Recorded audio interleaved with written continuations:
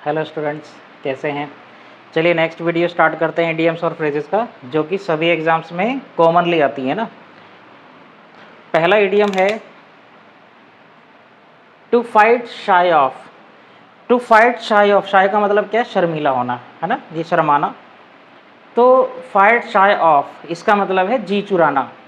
शर्मीला भी क्या करता है? चीज़ों से बचता है ना, लेकिन ये काम से बचता है ना।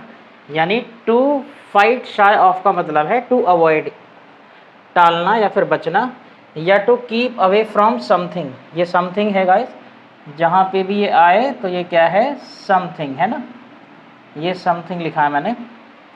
अच्छा, ये जो है जी चुराना, इसका जो मेन अर्थ है ना वो है काम को टालना या फिर जानबूझ के उससे बचना रेस्पॉन्सिबिलिटी के रूप में, है ना। जैसे आपको कोई मान लो आज पढ़ाई नहीं करनी है ना, या होमवर्क नहीं करना, तो आप किसी और काम में लग जाएंगे, तो you will fight shy of homework. इसका मतलब चालाकी से, छल कपट से आप काम को टालना चाह रहे हैं, बचना चाह रहे हैं उससे ना। तो यही है इसका मतलब। यानी people fight shy of doing hard work, तो जो कठिन परिश्रम है उससे वो बचते हैं जानबूझ के, गरीब रह जाते हैं फिर और क्या। Next, to find fault with. To find fault with का मतलब है गाइस टू क्रिटिसाइज समवन। ये जो एस की पावर ये है, ये मैंने लिखा है गाइस समवन के लिए, है ना।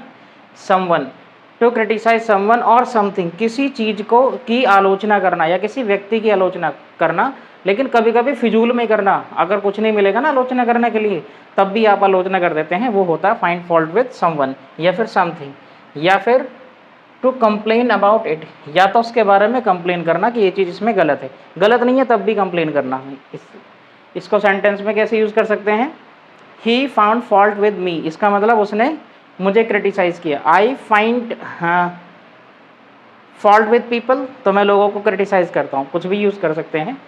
Next, to fish in troubled waters. Guys यहाँ पे वाटर में जो लगा है एस, तो यहाँ वाटर्स का मतलब होता है सी, समुद्र, जलाशय होते हैं ना, तालाब, जलाशय, समुद्र, ये नाउन है ना।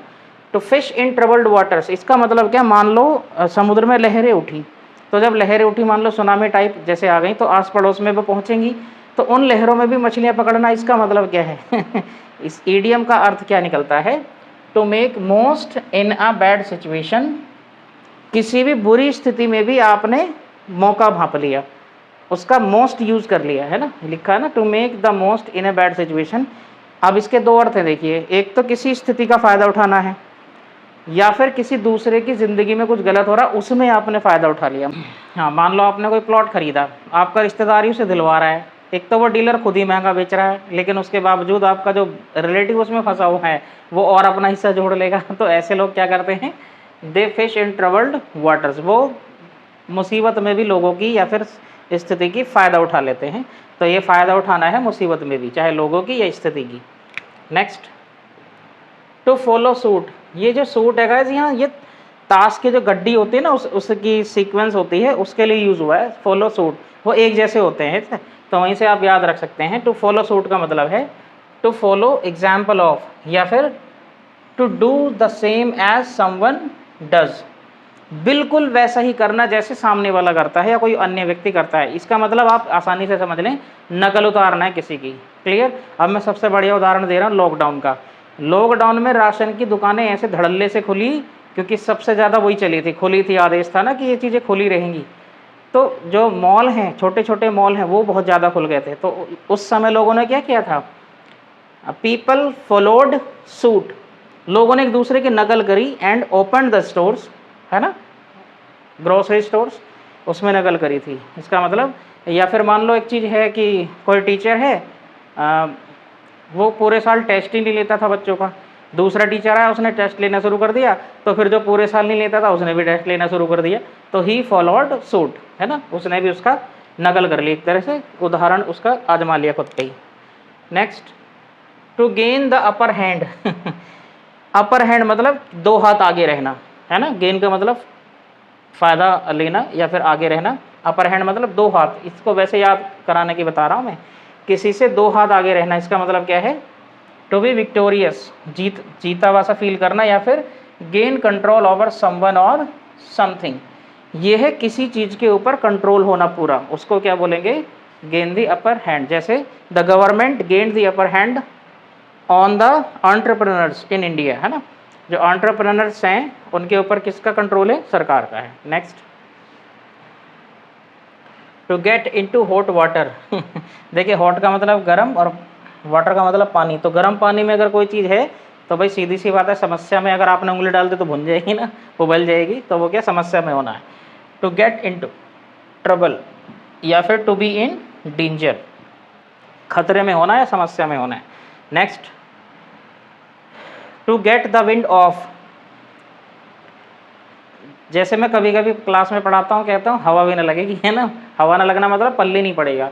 तो यहाँ पे क्या है, to get the wind of का मतलब कुछ सुनना, जो मेन है वो अफवाह सुनना। कोई अफवाह सुनने के लिए क्या यूज़ करेंगे, to get the wind of something. Of इसके लिए है जिसकी आप अफवाह सुनेंगे, है ना। To hear a rumour, rumour मतलब अफवाह, और समथिंग सीक्रेट, या फिर किसी की ऐसी बात पता लग गई जो आपको पता नहीं लगनी चाहिए थी, उसके लिए भी क्या यूज़ करते हैं, गेट द विंड ऑफ। जैसे I got the wind of his failure, मान लो फेल हुआ कोई इंटर में और वो बताना चाह नहीं रहा, छिपाना चाह रहा है, और अफवाह क्या उड़ गई, वो फेल हो गया।